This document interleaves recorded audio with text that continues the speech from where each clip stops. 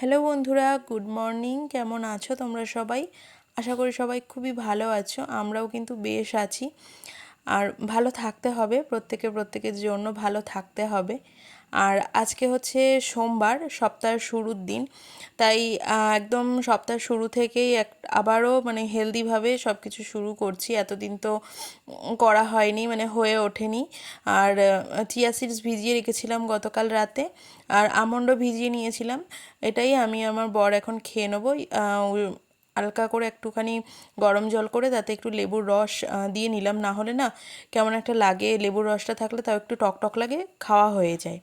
তো তারপরে একটুখানি আদা চা করেছিলাম। আমার বরের খুব মাথা ব্যথা করছিল বললো, ওই জন্য একটু আদা চা করে দিয়ে ওকে খেতে দিয়ে দিচ্ছি। দুধ মুড়ি দিচ্ছি। আর প্রচণ্ড দাঁতের ব্যথা করছে নাকি ওর, হয়তো ঠান্ডা লেগেই হচ্ছে। তো সেই জন্য যাতে একটু নরম জিনিস আর কি, মুড়িটা দুধ দিয়ে হলে একটা নরম হবে, তো সেই মানে খেতে আর কি সুবিধা হবে। আর ওদিকে মাও মুড়ি খাচ্ছে কলা দিয়ে। আর কালকে ওই হালখাতার থেকে যে মিষ্টি এনেছিলাম, মিষ্টিও আছে, বললো আমি মিষ্টি দিয়ে মুড়ি দিয়ে খেয়ে নেবো।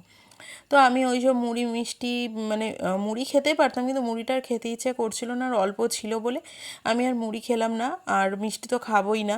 তো সেই জন্য একটু ওটসের স্মুদি বানিয়ে নিচ্ছি। এটা মানে খুবই সহজ আমার কাছে লাগে, মানে সকালের খাবার হিসাবে। আর কিন্তু খুব ভালো, এটা পেট ভরে রাখে একদম সেই দুপুরবেলা পর্যন্ত। খুব ভালো একটা মানে খাবার এটা।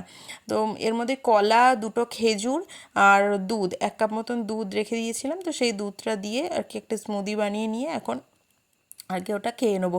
আর আজকে না খুব বেলা হয়ে গেছে, মানে প্রায় 10:30 বেজে গেছে আমাদেরকে সকালের খাবার খেতে খেতে। কারণ গতকাল রাতে একটা মুভি দেখছিলাম, তো সেইটা দেখতে দেখতে না মানে অনেকটা রাত হয়ে গেছে বলে ঘুম থেকেও যথারীতি উঠতে দেরি হয়ে গেছে।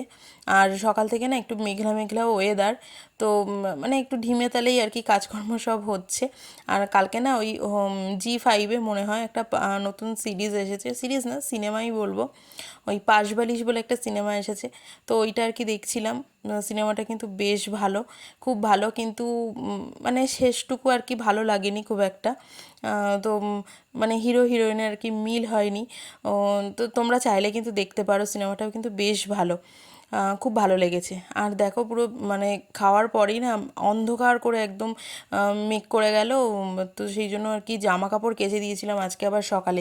জানতাম যে বৃষ্টি হবে বলছিল, কিন্তু তবুও আর কি কিছু জামা কাপড় ছিল, কাচাই হচ্ছে না।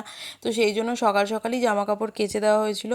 আর সেগুলোকে এখন তাড়াতাড়ি করে কি মানে মেলা ছিল, এগুলো আর কি তুলতে আসলাম। ফোঁটা ফোঁটা বৃষ্টিও কিন্তু পড়ছে। গতকাল থেকেই কিন্তু মেঘটা করেছিল, তোমাদেরকে দেখাচ্ছিলাম না বাড়ি থেকে আসার পথে প্রচণ্ড মেঘ করেছে। কিন্তু কালকে আর সেরকম কোনো বৃষ্টি বৃষ্টি হয়নি। তো আজকে মানে যদিও আজকে থেকেই বলেছিল যে বৃষ্টি হবে, এখন নাকি 2-3 দিন টানা হবে। তো সেই জন্যই আজকে প্রচণ্ড মেঘ করেছে। এই সকাল থেকে পুরো অন্ধকার, তোমরা দেখো মানে এতটাই অন্ধকার, পুরো মনে হচ্ছে যেন সন্ধ্যা হয়ে গেছে। মানে 11:30টাও মনে হয় বাজে না তখন। আর তো রান্নাবান্না তো কী করে কী করবো, মানে এত মানে পুরো অন্ধকার, লাইট জ্বালিয়ে মানে না জ্বালিয়ে আর কি থাকাই যাচ্ছে না, চারিদিকে মানে প্রচণ্ড অন্ধকার করছে। আর সেই রকম মানে বাজ পড়ছে, বিদ্যুৎ চমকাচ্ছে। আর আমার বাজ পড়ায় মানে মারাত্মক ভয়, যারা আমাকে চেনে জানে মানে ভীষণ ভয় আমার বাজ পড়াতে। আর ওই আজকে রান্নাবান্না করতেও প্রচণ্ড লেট হয়ে গেছে, মানে ওই বিদ্যুৎ চমকাচ্ছিল যেহেতু, বাজ পড়ছিল। তো সেই জন্য আমি আর রান্নাঘরে আসতেই ভয় পাচ্ছিলাম, ঘরেই ছিলাম। বৃষ্টি টিষ্টি কমেছে, তারপরে এসে আমি রান্না করেছি। আর এখানে একটা পার্সেল এসেছে আজকে অ্যামাজন থেকে, তোমাদেরকে একটু পরেই দেখাচ্ছি ওটা কিসের পার্সেল। আসলে বলছি যে এটা হচ্ছে ট্রাইপডের, মানে ট্রাইপড অর্ডার করেছিলাম একটা। আর এই পরিস্থিতিতে না ইচ্ছা ছিল না যে করার, কারণ এই ট্রাইপডটার দামটা অনেকটাই নিয়েছে। আর এই মুহূর্তে না এতটা টাকা খরচা করার মতন কোনো ইচ্ছা ছিল না, কিন্তু আমার ভিডিও করতেও ভীষণ অসুবিধা হচ্ছিল। তো বললো যেভাবেই হোক একটু নিয়ে নেই, কষ্ট করে এই মাসটা একটুখানি চালিয়ে নেব। তো মানে ভিডিও করতে আমার ভীষণ অসুবিধা হচ্ছে। এবার ডেলি ভ্লগ না হাতে ওরকমভাবে তো করা যায় না, কারণ সমস্ত কাজকর্ম দেখাতে গেলে একটা কোনো জায়গায় ফোনটাকে রাখতে হয়। আর এই মানে এত বড় স্ট্যান্ড নেই। আর যে ছোটো একটা হ্যান্ড ওই ট্রাইপড যেগুলো হয় ছোট্ট একদম, ওগুলো কিনেছি, ওগুলো ফোনের ভারটাকে নিতে পারে না, মানে স্ট্যান্ডে দিলে পরে পড়ে যায়, খুবই অসুবিধা হচ্ছিল। তো সেই জন্য আর কি নিতে হলো। আর দেখো তার পরপরই বৃষ্টি শুরু হয়ে গেছে। আর উপরে যে মানে ছাদের দরজাটার উপরের দিকটা না আমাদের ফাঁকা মতন, ওই সেইখান থেকে জলের ঝাপটা দিয়ে পুরো সিঁড়ি থেকে মানে বারান্দার একটা পোর্শন পুরো মানে জলে থই থই করছে একদম, মানে এতটা জলে পুরো ভরে গেছে। তারপর এতগুলো জামা কাপড়ও রয়েছে ওখানে, সেগুলোও হালকা হালকা করে মানে ঝাপটায় ভিজে ভিজে গেছিলো। তো যেগুলো আর কি জল লাগছিল না সেগুলোকে নিয়ে চেয়ারের উপর মেলে দিলাম। ঘরে না কোনো দড়ি নেই, দড়ি যা আছে ওই ছাদের উপরেই মানে, আর চিলেকোঠায় মানে ছাদের যে সিঁড়ির এখানটা এখানেই আছে। আর দেখো কি অবস্থা জলে। তো তারপর বৃষ্টি বৃষ্টি থামার পর আমি এসেছি রান্না করতে। তখন অনেকটা বেলা, প্রায় 1:45 মতন বাজে। আমি তখন এসেছি রান্না করব বলে। আর এই যে এখন পাবদা মাছ করব, তোমাদেরকে দেখাচ্ছিলাম যে সবজিও সবই কাটা ছিল, আর ঝিঙে আলু পোস্ত করব। তো কিছুটা পোস্ত ছিল মানে বাবার কাজের সময়, তখন অনেকটা পোস্ত আর কি ছিল, লাগেনি রান্নার কাজে। তো সেই পোস্তটা দিয়ে আজকে সর্ষে পোস্ত পাবদা করব, আর বাকি শুধু পোস্ত দিয়ে ঝিঙে পোস্তটা করব। তো সেই জন্য পাবদা মাছটাকে সর্ষের তেল, হলুদ আর নুন দিয়ে একটু মাখিয়ে রাখলাম। সর্ষের তেলটা দেওয়ার কারণ হচ্ছে পাবদা মাছ না ভীষণ ফাটে, মানে শুধু পাবদা মাছ বলে না, যে মাছের আঁশ নেই এরকম সেই মাছগুলো তেলে দেওয়ার সাথে সাথে প্রচণ্ড ফাটতে থাকে, তেল ছিটায়।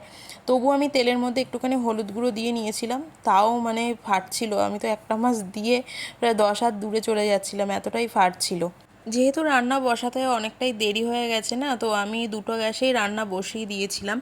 আর উল্টো দিকের গ্যাসটাতে তো ঝিঙে আলু পোস্ত করছি। ঝিঙে আলু পোস্তটা না মানে একটু কালো জিরে ফোড়ন দিয়েছিলাম, আর একটা কাঁচা লঙ্কা দিয়ে আলুটাকে আর কি অল্প আঁচের মধ্যে ভেজে ভেজে নিচ্ছি। ওটা ভাজা হয়ে গেলে ঝিঙেটা দিয়ে দিলাম।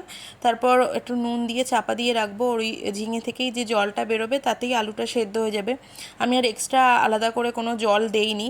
তারপর মানে সব কিছুই সেদ্ধ হয়ে গেলে পোস্ত বাটাটা দিয়ে দেবো, দিয়ে একটুখানি ফুটিয়ে নামিয়ে নেব। তারপর নুন মিষ্টিটা দেখবো ঠিকঠাক আছে নাকি। আর পোস্ত না দিয়ে বেশিক্ষণ রান্না করতে নেই, মানে পোস্ত বেশিক্ষণ দিলে না কেমন একটা হয়ে যায়, খেতে খুব একটা ভালো লাগে না, আর পোস্তর গন্ধটাই চলে যায়। আর এখানে আমি সর্ষেটাকেও বেটে নিয়েছিলাম।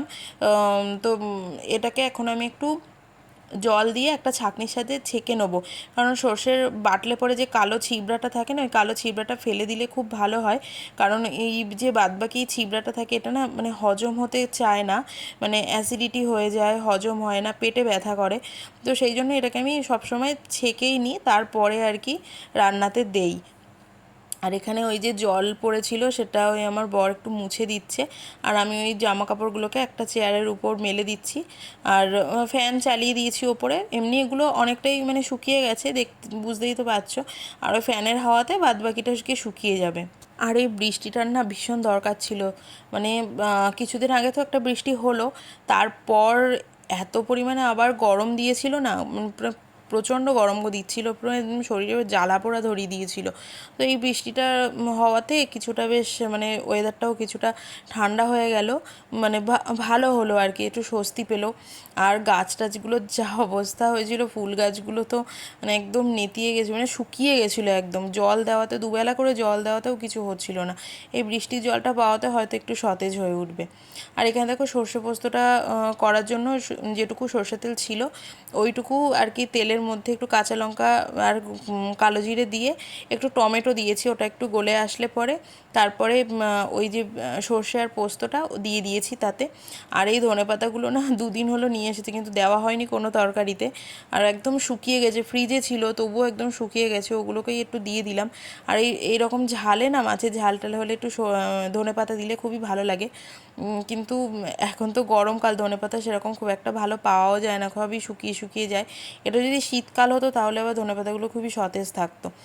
তারপর একটু ফুটে আসলে আমি মাছগুলোকে সব দিয়ে দিয়েছি। এটা আমি খুব একটা বেশি রান্না করব না, কারণ মাছগুলো তো নরম, বেশি রান্না করলে আবার মানে ভেঙে টেঙে যাবে।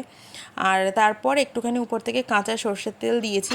সর্ষে না যে কোনো রান্নাতে একটু কাঁচা তেল দিলে উপর থেকে খুবই ভালো লাগে খেতে, একটা ঝাঁঝালো একটা ব্যাপার থাকে, খুব ভালো লাগে। আর ওদিকে দেখো আমার সমস্ত রান্নাবান্নাই হয়ে গেছে। তারপর আমি গ্যাসটাকে ভালো করে পরিষ্কার করে নেবো। আর সত্যি কথা বলতে এতগুলো দিন না মানে আমার সেইভাবে রান্নাঘরের দিকে কোনো রকম নজরই দেওয়া হয়নি।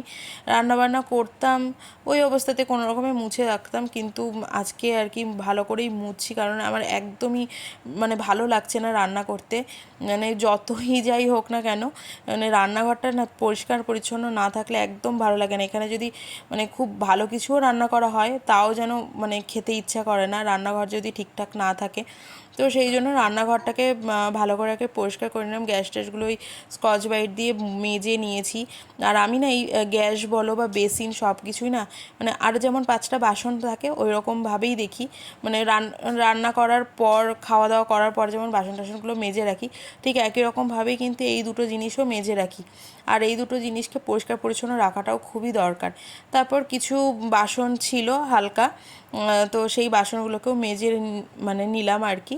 আর ওদিকে দেখো কিছু ঘিয়ের কৌটো জমা হয়েছে, ওই কৌটোগুলো না খুব ভালো হয়, তো সেইগুলোকে আজকে আর পরিষ্কার করা হবে না যেহেতু খুব দেরি হয়ে গেছে। কালকে দেখি পরিষ্কার করব, করে অন্যান্য টুকিটাকি মশলা মানে যে ওই ভাজা মশলা বা গরম মশলা অল্প অল্প বাড়িতে করে রাখলে পরে রাখতে আর কি খুব সুবিধা হয়। এগুলো না ভীষণ এয়ারটাইট হয়, জন্য সেই জন্য আর কি কোনো কিছু ফেলি না। এটা মানে মায়ের কাছ থেকে দেখেছি, আগে দিতাম ফেলে দিতাম, মাই তারপরে বললো যে না এই কৌটোগুলো না খুব ভালো হয়। তো তারপরে আমিও দেখলাম যে সত্যি খুবই ভালো। তারপরে স্নান টান করে আমরা খেতে বসে গেছি। আজকে খেতে খেতে 3টে বেজে গেছে। এই যে সর্ষে পোস্তটা আর ঝিঙে পোস্তটা, মানে দুটোই আজকে পোস্তর আইটেম। ঝিঙে পোস্তটা কিন্তু বেশ ভালোই হয়েছিল, আর পোস্ত আমরা অনেক দিন পর খেলাম। আর আমরা না এখন মানে চেয়ার টেবিল ছেড়ে মাটিতে বসে খাই, ভীষণ ভালো লাগে মাটিতে বসে খেতে কিন্তু। Good evening. এখন বাজে কটা জানো? সন্ধে 8টা। না 8টা বাজে না, 7:45 মতন বাজে। আর আমি যে সেই দুপুরবেলা 4টের সময় খাওয়া দাওয়া করে ঘুমিয়েছি, মানে ওয়েদারটা এতটা ভালো ছিল, একটা বেড কভার গায়ে দিয়ে ফ্যান চালিয়ে মানে দেদার ঘুম লাগিয়েছি। আর আমাকে না কেউ ডাকেও নি, ঘুম থেকে উঠিও নি, মানে আমার ঘুমই ভাঙেনি। আর চা খাওয়ার সময়টা কিন্তু পেরিয়ে গেছে সেই সন্ধ্যাবেলাতে, এখন 8টা বাজে। তবুও আমার বরের তো আবার সন্ধ্যাবেলায় চা না হলে চলে না, তো ও নিজেই আর কি চা করতে চলে এসেছে। আমি ঘুমাচ্ছিলাম যেহেতু, আর আমি খেতাম না চা, মানে এতটা রাত হয়ে গেছে, কিন্তু বর করছে বলে কথা, চা না মানে খেয়ে থাকা যায়, এইসব জিনিস মিস করা যায় না। তো সেই জন্য বললাম যে একটু বানাও, 1/2 কাপ মতন আর কি খাবো। আর এদিকে আমি দুপুরবেলাতে না একটু ছোলা মটর ভিজিয়ে রেখেছিলাম, রাতে এইটা দিয়েই মানে ডিনারটা করে নেব বলে। আর আজকে অনেকটা মানে রাত হয়ে গেছে, মানে রাত হয়ে যাবে আর কি খেতে খেতে, এখনই তো 8টা বাজে, চা খেতে খেতেই তো লেট হয়ে যাবে। আজকে সকাল থেকেই সব কিছুতেই লেট হচ্ছে, মানে দুপুরবেলাতে রান্না খাওয়াতে লেট হলো, এখন সন্ধ্যেবেলা চা খাওয়াতে লেট হলো, আবার রাতের খাওয়াতেও কিন্তু লেট হয়ে গেছে। তো এখন বাজে 10টা, আর আমি সব কিছু রেডি করে নিয়ে এসেছি যেহেতু অনেকটা লেট হয়ে গেছে। আর তোমাদের সাথে কিন্তু শেয়ার করিনি এটা কিভাবে করেছি, অন্য একদিন তোমাদের সাথে শেয়ার করবো। এটা কিন্তু ভীষণ টেস্টি হয়, মানে যারা ওয়েট লস করছে আর কি তারা করতেই পারো, এটা কিন্তু করতে পারো, এটা খেতে পারো, অবশ্যই খেও, ভীষণ সুন্দর হয়, ভীষণ সুন্দর খেতে। একটু লেবুর রস, চাট মশলা, গোলমরিচ ছড়িয়ে খেলে না ভীষণ ভালো লাগে। এটা কাঁচাও কিন্তু খাওয়া যায়, মানে তেল ছাড়া, কাঁচা পেঁয়াজ টেয়াজ দিয়ে। আর আমার কাছে শশা ছিল না বলে শশাটা দিতে পারিনি, তোমাদেরকে অন্য একদিন কিন্তু এই রেসিপিটা আমি অবশ্যই করে দেখাবো, এটা কিন্তু ভীষণ টেস্টি। তাহলে চলো, টাটা, গুড নাইট, দেখা হচ্ছে নেক্সট ভিডিওতে।